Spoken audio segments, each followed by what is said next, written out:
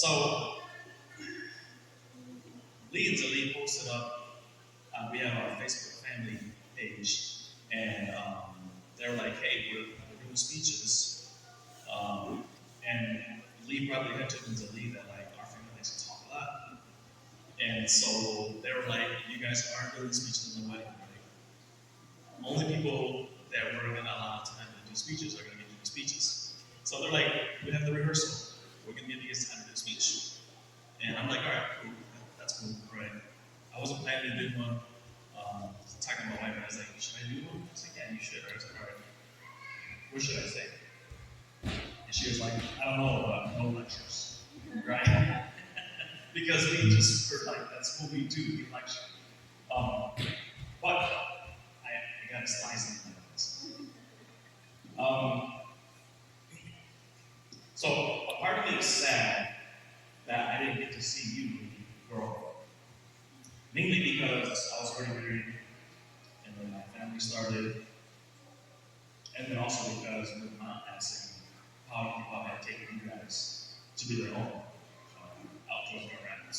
So the business and everything did really hard, but that part of me is sad that we didn't get to watch you grow. But I wasn't too worried about that because I knew that you guys were going to grow up with great parents. And even though they were still trying to figure things out, because it happened and they just kind of took the reins and ran with it. They were trying to figure out the whole parenting, but I think they did a great job. But the other part of it is happy because even though I didn't get to watch you grow, I got to watch you more grow up. So you guys had already came back to Lansing pretty much after high school, starting college. And what I was able to see was I got to see you be a big brother. I got to see you be a big brother protecting his little brother. And even though Paul eventually outgrew you, or you done wrong, you still embody the older brother persona. And to be honest, I don't know if that's what any younger brothers got to experience.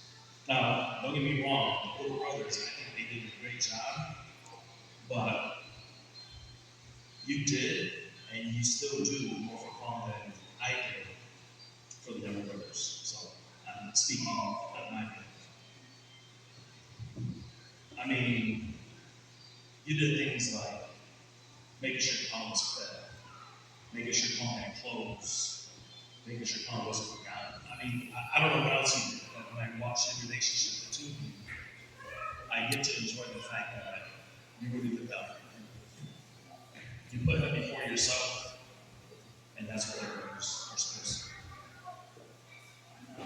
Not only did I get to see you as a older brother, but I have the privilege and honor to watch you be uncles to my kids.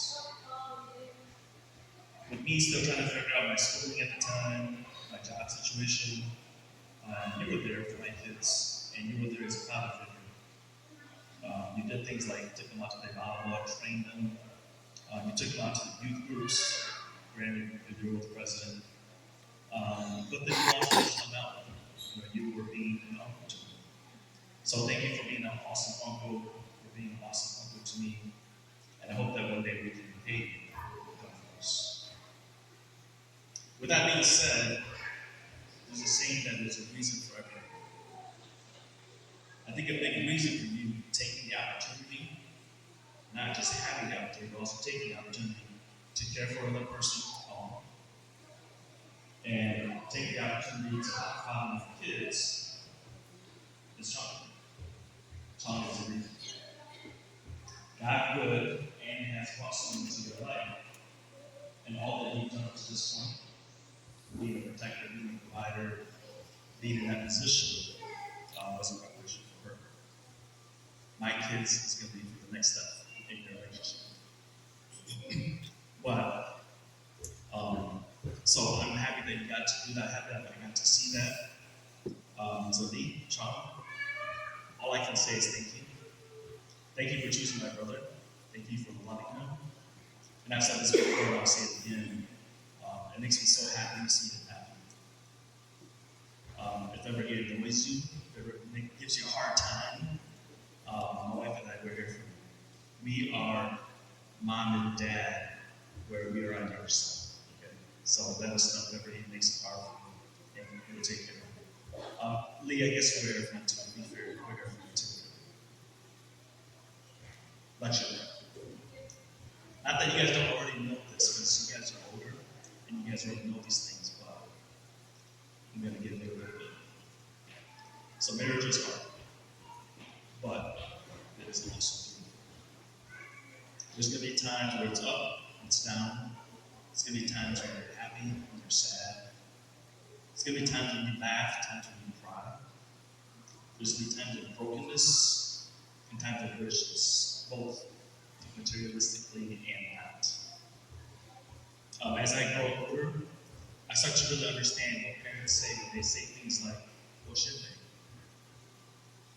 Be patient with one another during hard times. And when obstacles steal your joy, focus on the good memories and focus on the things that are yet to come." I will also say that marriage is hard. And because of that, you guys are going to need help. Invite the Holy Spirit to your marriage, and I know you guys have already. Build upon it, allow Him to help you guys build on it. And again, you guys already know this, but I've been married over 20 years, and I can to allow Him to help mold our marriage. So there's many times that you guys forget, and that's okay. But remind yourself to allow Him to build your marriage so that you guys can be a light for others. That's all I got. Because of too much, right? But congratulations on you two becoming one. We love you both very much. We can't wait to see what God has in store.